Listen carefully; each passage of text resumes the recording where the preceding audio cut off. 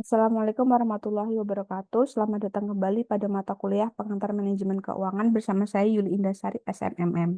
Pada video kali ini kita akan membahas terkait bab 6 manajemen kas dan surat berharga. Pada bab ini terdiri dari 5 poin penting yang akan saya jelaskan, yaitu definisi kas dan surat berharga, motif pengadaan kas, manajemen kas, model Baumol, dan juga model Milor. Kita masuk ke poin pertama. Kas adalah uang tunai yang tersedia di tangan atau bendahara perusahaan.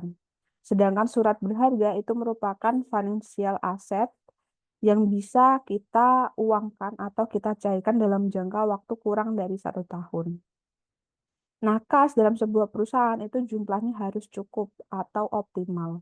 Optimal dalam hal ini adalah merujuk pada asumsi bahwa kas itu tidak boleh terlalu besar atau tidak boleh terlalu kecil nominalnya. Nah, apabila kasnya terlalu besar daripada pengeluaran, maka kas itu harus dirubah menjadi surat berharga. Namun, apabila kas mendekati angka 0 atau terlalu kecil, maka surat berharga yang harus dicairkan untuk dijadikan kas untuk memenuhi kebutuhan sehari-hari perusahaan. Itu untuk poin definisi kas dan surat berharga. Nah, dalam pengadaan kas itu terdapat 3 motif yang melatar belakanginya. Yang pertama ada motif transaksi, motif berjaga-jaga, kemudian ada motif spekulasi.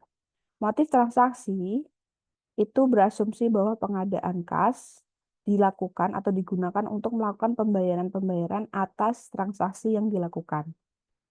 Sedangkan untuk motif berjaga-jaga, pengadaan kas itu digunakan untuk mengantisipasi kebutuhan yang bersifat mendadak.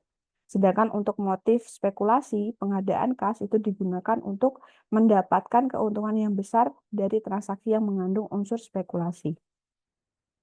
Nah, makanya di sini manajemen kas dan surat berharga itu sangat dibutuhkan dalam sebuah perusahaan. Karena tadi, dalam manajemen kas dan surat berharga secara ringkasnya sebenarnya kita diminta untuk menghitung berapa sih jumlah kas yang optimal yang harus dimiliki oleh perusahaan.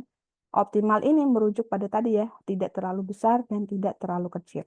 Kalau terlalu besar berarti dia harus merubah kas menjadi surat berharga, tapi kalau terlalu kecil berarti surat berharga yang harus dirubah menjadi kas. Nah, untuk menentukan jumlah kas yang optimal dalam manajemen kas itu terdapat 2 model yang bisa dipakai, yaitu model Baumol dan juga model Miller-Orr ya. Nah, model Baumol itu berasumsi bahwa jumlah pengeluaran kas setiap periode oleh perusahaan itu jumlahnya selalu konstan atau sama.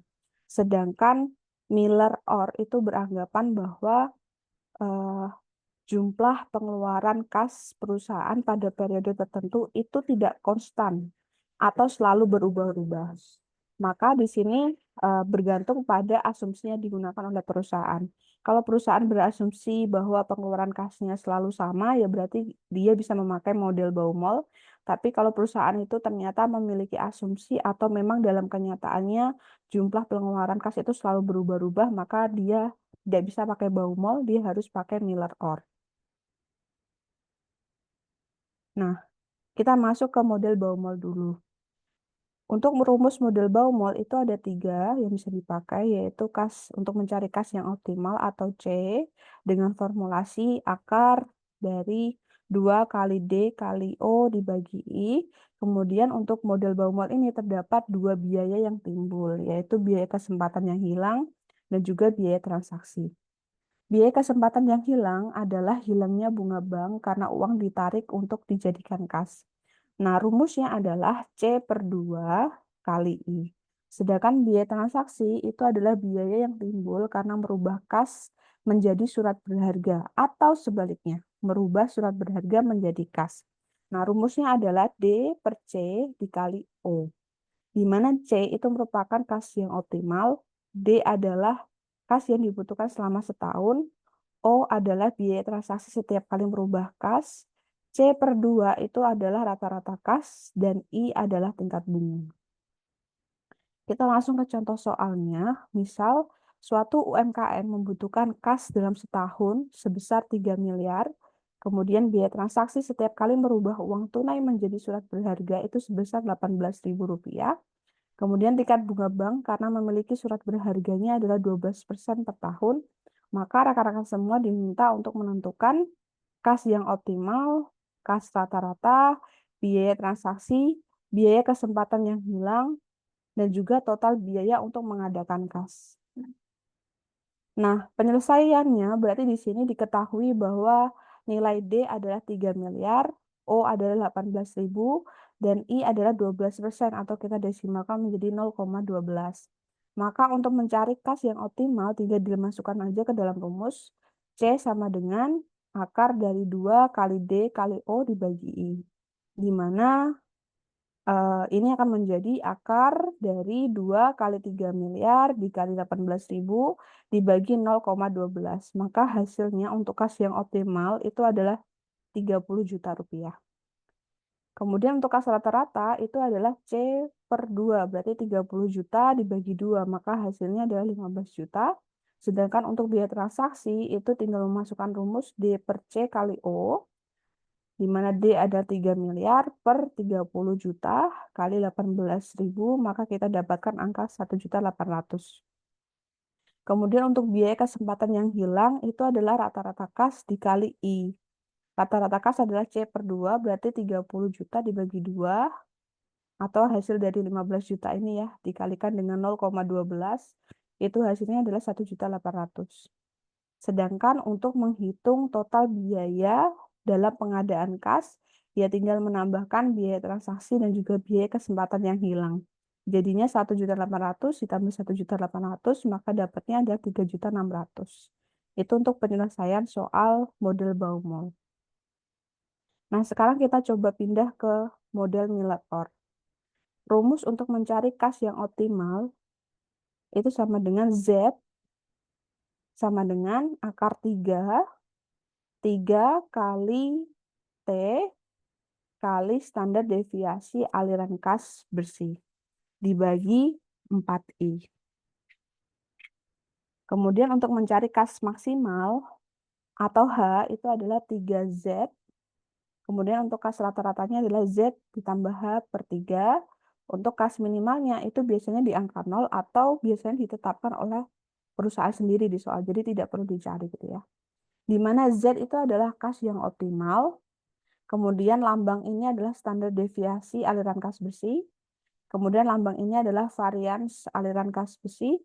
Kemudian T, ya ini kurang T ya. T itu adalah biaya setiap melakukan transaksi. Kemudian I itu adalah tingkat bunga. Jadi T adalah biaya setiap melakukan transaksi ya. Nah, langsung ke contoh soal saja. Misal di sini ada PT Anggrek mengeluarkan biaya transaksi sebesar 1.000 setiap kali transaksi merubah uang tunai menjadi surat berharga. Jadi di sini berarti ini T. Kemudian standar deviasinya untuk aliran kas bersih adalah 10.000. Tingkat bunga adalah 10% per tahun dengan asumsi 1 tahun itu adalah sama dengan 360 hari. Batas kas minimalnya adalah 5.000, maka rekan-rekan sekalian diminta untuk menentukan kas yang optimal, batas atas kas, dan juga kas rata-rata. Maka di sini dalam penyelesaian diketahui bahwa T atau biaya setiap melakukan transaksi itu jumlahnya adalah 1.000. Kemudian standar deviasinya adalah 10.000. Untuk bunganya itu adalah 10% atau kita ringkas menjadi 0,1. Sedangkan kas minimalnya di angka 5.000. Maka kas yang optimal itu sama dengan Z. Kas yang optimal itu adalah Z sama dengan akar 3 dari 3 kali T kali varian aliran kas bersih dibagi 4 kali I. Di mana menjadi akar 3 dari 3 kali 1.000 dikali 10.000 pangkat 2 dibagi 4 kali, ini asumsi bunga per harinya berarti ya, 4 kali 0,1 per 360. Maka untuk kas yang optimal kita dapatkan angka 64.633 rupiah. Sedangkan untuk menghitung batas atas kas atau H, itu berarti 3 kali Z atau 3 kali kas yang optimal. Berarti 3 kali 64.633 rupiah, maka kita dapatkan batas kas atas di angka Rp193.899. Sedangkan untuk menghitung rata-rata kasnya berarti kas yang optimal atau Z ditambah dengan batas atas kas atau H dibagi 3. Berarti Rp64.633 ditambah Rp193.899 dibagi dengan 3, maka kita dapatkan rata-rata kas di angka Rp86.177. Jadi itu untuk model Baumol dan juga model Miller. Sebenarnya dalam soal ini relatif gampang soalnya dan penyelesaiannya, cuma rekan-rekan nanti akan dihadapkan ketika ujian itu harus bisa menghitung rumus-rumus ya, baik tadi di Baumol ada akar, kemudian di model Miller itu juga ada akar 3. Jadi gimana rekan-rekan sekalian bisa menggunakan kalkulatornya dengan baik dan tidak salah hitung ya. Jadi itu untuk video pembelajaran kali ini. Saya akhiri, semoga bermanfaat. Wassalamualaikum warahmatullahi wabarakatuh.